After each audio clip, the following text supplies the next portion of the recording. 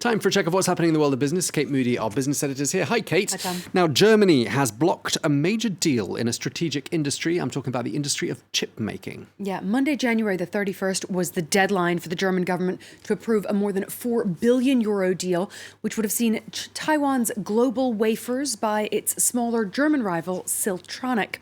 Global Wafers confirmed it had not received the approval in time. It said it was still hoping to expand in Europe. It will now have to pay a termination fee of about €50 million to Siltronic. Well, both of those companies make silicon wafers for computer chips, and their merger would have created the industry's second biggest manufacturer of a product that is in increasingly high demand. Germany has tightened its own rules for foreign takeovers of companies in recent years, and the European Union is seeking to become less reliant on other countries for key technology like semiconductors. At the moment, more than two-thirds of them are produced in Asia. Well, the European Chips Act is set to be unveiled in detail later this month. It will include state investment comparable to the recent $52 billion plan outlined by the United States. The goal is to double domestic production of semiconductors from its current 10% by 2030. A global shortage of chips since the start of the pandemic has led to supply chain issues, and it's disrupted industries from car makers to tech giants like Apple. Unemployment in the Eurozone has fallen to its lowest level on record. 7% of the population was without a job in December. That's down from 7.1% in November. It represents just under 11.5 million unemployed people. Youth unemployment, which is typically a weak spot in Europe's labour market, also declined from 15.4 to 14.9%. Separately, France says its inflation rate ticked higher in January from 2.8 to 2.9%. That is still lower than the Eurozone average of 5%. The harmonised consumer price index, which is important for the European Central Bank, fell slightly to 3.3%. But it is already causing problems for many French households struggling with the rising cost of food and energy, and inflation is likely to be a major theme in the upcoming presidential campaign. Well, French pig farmers are the latest to get emergency government handouts to cope with those rising costs. They're in talks with the country's big supermarket chains over securing higher prices for pork. Yuka Royer reports. Dozens of pig farmers picketed outside the store of France's largest supermarket chain to say enough is enough. Vous êtes en train de tuer l'élevage, vous êtes en train de piétiner les agriculteurs. C'est ça que vous êtes en train de faire. Vous leur marchez dessus. They're angry that farmers bear the brunt of price wars among retail giants. Jeremy Labbé raises 12,000 pigs a year. Amid rising costs of animal feed and energy, his farm is running at a monthly loss of €40,000. He can no longer pay himself a salary and has €280,000 in debt. Enfin là, je vends mes cochons à perte sans arrêt. Et j'ai espoir que ceux-là, je dois les vendre dans 3-4 mois et j'espère qu'il y aura un prix reconnaissant, sinon on est mort, quoi.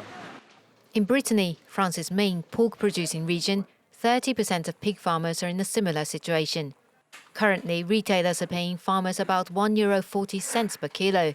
On the shelves, the price is several times higher. €5,50 le kilo, une côte de porc, y a juste une découpe à faire et on a une côte de porc, on la met en barquette et puis voilà. Nous, on est payé €1,40. As farmers' associations continue to negotiate a better producer price, the government has announced a financial aid package of €270 million for the pork industry. It includes emergency cash handouts of €15,000 as nearly a quarter of French pork producers are in dire financial straits. Money will also be spent on speeding up the implementation of a new law introduced last autumn, which aims to protect farmers' income through guaranteed prices. Moving on to some of the day's other business headlines now. The Australian mining company Rio Tinto has released a damaging internal report about its workplace culture. The investigation found that sexual assault, bullying, and racial discrimination were rife throughout the company. Management described the findings as disturbing. Rio Tinto operates in 35 countries around the world. French and Chinese oil giants have confirmed a $10 billion deal in Uganda. Total Energies and the China National Offshore Oil Corporation plan to build a major pipeline for the region and exploit the crude oil reserves at Lake Albert. And Sony PlayStation has bought video game developer Bungie for $3.6 billion. The studio was behind the hit game Halo, which has since been sold to Microsoft's Xbox, as well as the popular franchise Destiny. Takeover further heightens the stakes in the increasingly lucrative video games market. Microsoft recently spent nearly $70 billion to take control of some of the industry's biggest titles. Well, the New York Times has paid what it describes as a low seven-figure sum, so over $1 million, for the online word game Wordle. The game was created by a software engineer for his girlfriend, but has become an overnight sensation and now has millions of people playing every day. It's simple and free to play. Originally created by software developer Josh Wardle just for him and his partner to kill time during the pandemic, Wordle has become an online sensation since it was made public in October. Within weeks, user numbers skyrocketed to millions. Now, Wardle has sold his creation, Wordle, to the New York Times. The game has gotten bigger than I ever imagined. After all, I'm just one person, and it's important to me that as Wordle grows, it continues to provide a great experience to everyone. The purchase is part of the Times' strategy to enrich its digital content as it aims to reach 10 million subscribers by 2025. Its Games app is a key part of that. As of December, it had more than 1 million subscribers. Wordle is going beyond the English-speaking world and has inspired others to make versions in their own language. I was afraid that I was intruding on other people's territory. The language is in some way a cultural treasure, but all the support has been positive and welcoming.